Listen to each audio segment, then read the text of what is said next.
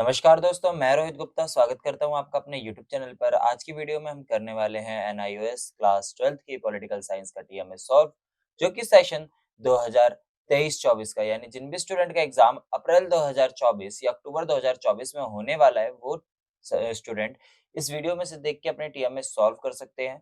सारे के सारे आंसर आपको बिल्कुल एक्यूरेट और सॉल्व मिलेंगे। अगर आपने हमारे चैनल से देख के टीएमएस सॉल्व किया तो आपके 100% पक्का मार्क्स आएंगे। तो आपको ये जानकारी के लिए कुछ डिटेल में टीएमए से रिलेटेड बता देता हूँ जो आपको पता होनी जरूरी है। सबसे पहले टीएमए कितने मार्क्स का होता है और टीएमए सबमिट करना कंपलसरी होता है या नहीं। तो मैं आपको बता दूं टीएमए सबमिट करना कंपलसरी होता है, क्योंकि इसके 20% मार्क्स, थ्योरी एग्जाम के 20% मार्क्स जो है वो आपके टीएमए के लगते हैं। तो आपका जो पॉलिटिकल साइंस का एक थ्योरी एग्जाम है वो 100 मार्क्स का होता है, तो 20 मार्क्स का आपका टीएमए हो जाता है। तो 20 मार्क्स की वेटेज आपके लिए बहुत ज्यादा इंपॉर्टेंट है। अगर आप टीएमए सबमिट करते हैं तो आपकी परसेंटेज भी बहुत ही अच्छी होती है। तो टीएमए जरूर सबमिट करें। टीएमए सबमिट करने की लास्ट डेट जो है वो भी मैं आपको बता देता हूँ, और कोई इसकी फीस लगती है या नहीं ये भी मैं बता देता हूँ आपको। अगर आप टीएमए टाइम पे सबमिट करते हैं तो आपकी किसी भी टाइप की कोई भी फीस नहीं है, लेकिन अगर आप लेट सबमिट करते हैं, मीन्स डेट निकलने के बाद सबमिट करने की कोशिश करते हैं, तो आपको 1500 रुपीज एज अ फाइन पे करना पड़ेगा टीएमए सबमिशन की।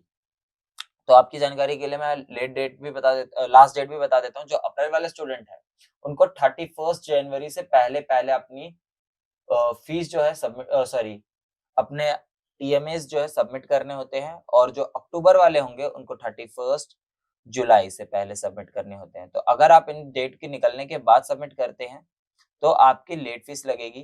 तो जो जुलाई वाले स्टूडेंट है उनकी जो टीएमए सबमिशन है वो जून और जुलाई में ही स्टार्ट होती है, तो 31 जुलाई से पहले पहले सबमिट कर दें। और लास्ट डेट के भरोसे ना रहे, क्योंकि काफी बार साइट जो है डाउन हो जाती है और आप टीएमए अपने सबमिट नहीं कर पाएंगे और आपके मार्क्स नहीं लगेंगे।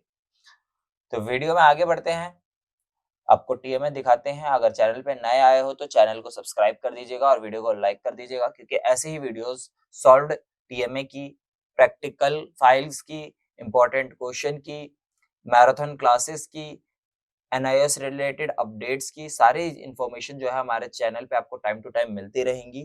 तो चैनल को सब्सक्राइब कर दीजिएगा और वीडियो को लाइक कर दीजिएगा। तो स्टार्ट करते हैं, क्वेश्चन नंबर 1 पे चलते हैं।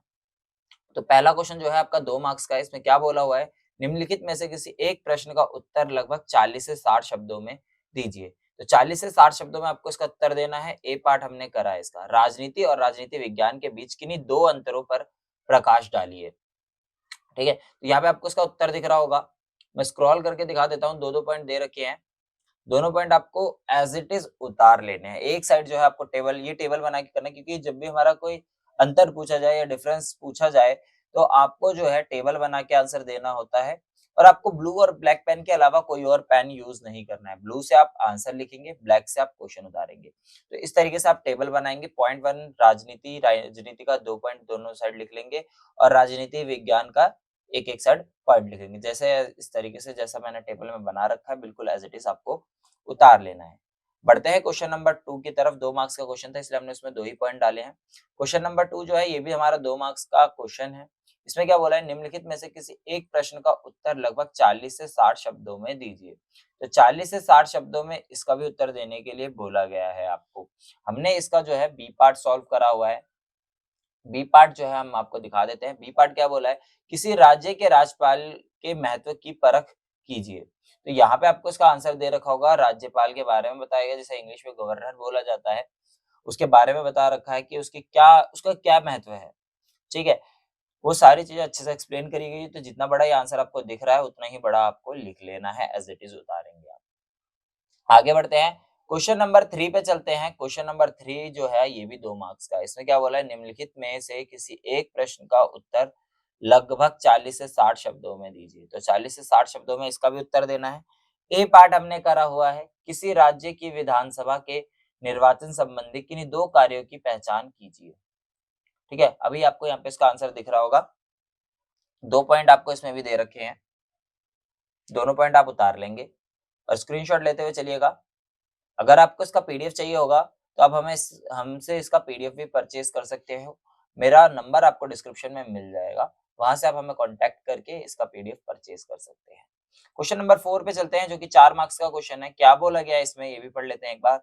निम्नलिखित में से किसी एक प्रश्न का उत्तर लगभग 100 से 150 शब्दों में दीजिए। तो ये भी जो है 100 से 150 शब्दों में इसका भी उत्तर देना है। हमने इसका ए पार्ट करा हुआ है। क्या बोला है इसमें, भारतीय राजनीति में जाति की भूमिका का विश्लेषण कीजिए। तो जाति की क्या भूमिका है भारतीय राजनीति में, वो पूछा गया है। तो यहाँ पे उसको भी उत्तर दिया गया है अच्छी तरीके से, पूरा डिटेल्ड एक्सप्लेन करके जो है आपको इसका आंसर दिख रहा होगा। थोड़ा-सा आपको अभी दिखा होगा, अब जो है पूरा आंसर मैं आपको दिखा देता हूँ, स्क्रीनशॉट साथ के साथ लेते हुए चलिएगा। बाकी अगर आप इसका हैंड रिटन टीएमए परचेज़ करना चाहते हैं, तो वो भी आप ले सकते हैं हमसे, मेरा नंबर आपको डिस्क्रिप्शन में मिल जाएगा। तो हैंड रिटन टीएमए परचेज़ करने के क्या-क्या बेनिफिट होते हैं, वो भी मैं आपको अभी बता देता हूँ थोड़ी देर में। पहले क्वेश्चन नंबर 5 देख लेते हैं हम।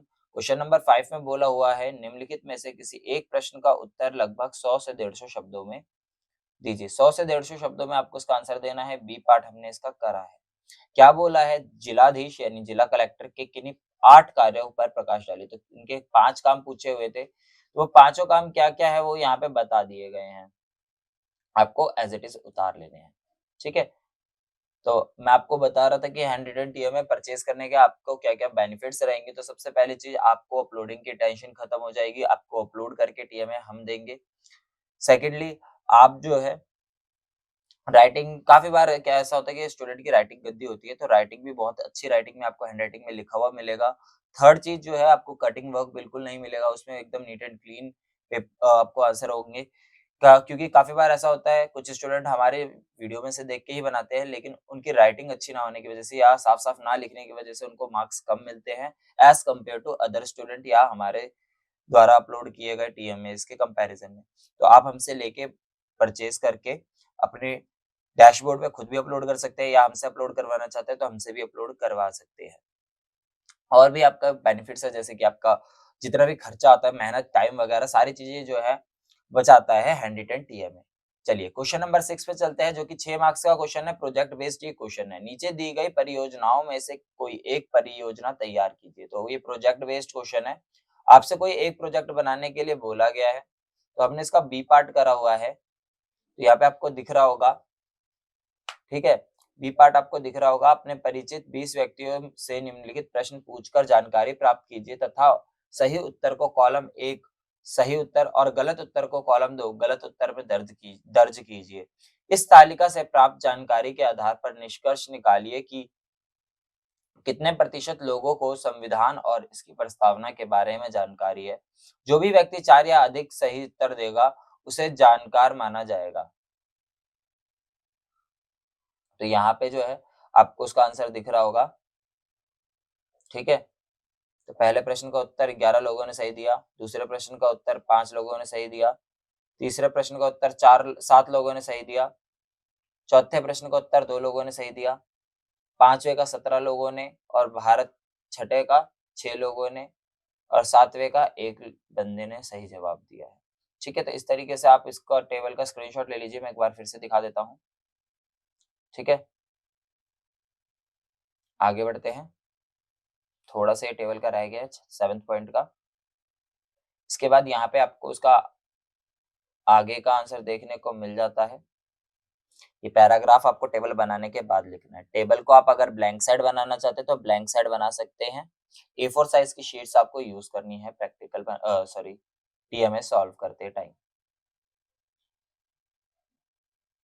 धीरे-धीरे बिल्कुल स्क्रॉल करूँगा ताकि आपको स्क्रीनशॉट लेने में कोई दिक्कत ना हो। तो इसी के साथ आपके सारे आंसर कंप्लीट होते हैं। आई होप आपको सारे आंसर समझ में आ गए होंगे और आपके डाउट्स भी क्लियर हो गए होंगे। किसी भी टाइप का अगर आपको कोई डाउट रहता है, तो आप हमें व्हाट्सएप पे कॉन्टैक्ट कर सकते हैं या कमेंट करके भी पूछ सकते हैं। मेरा नंबर आपको डिस्क्रिप्शन में मिल जाएगा। हमारे व्हाट्सएप चैनल को भी जॉइन कर लीजिएगा। मेरा व्हाट्सएप चैनल और मेरा व्हाट्सएप ग्रुप का, जो मैंने ग्रुप बना रखा है 12th क्लास के स्टूडेंट का, उसका लिंक मैं डिस्क्रिप्शन में डाल दूँगा। वहाँ से आप व्हाट्सएप ग्रुप जॉइन कर लीजिएगा, क्योंकि सारी अपडेट्स वगैरह, छोटी-मोटी अपडेट्स आपको वहाँ पे मिलती रहती हैं। मेरा टेलीग्राम चैनल का लिंक भी आपको डिस्क्रिप्शन में मिल जाएगा, जहाँ पे अपकमिंग वीडियोज़ और भी बहुत सारी चीज़ें, अपडेट्स वगैरह, इंपॉर्टेंट क्वेश्चन के पीडीएफ या क्वेश्चन पेपर के सॉल्यूशन वहाँ पे फ्री ऑफ कॉस्ट अवेलेबल हो जाते हैं। तो हमारा टेलीग्राम चैनल भी जॉइन करें। Thanks for watching us. Next video कौन से टीएमए की चाहिए, कमेंट करके ज़रूर बताएँ। Have a nice day.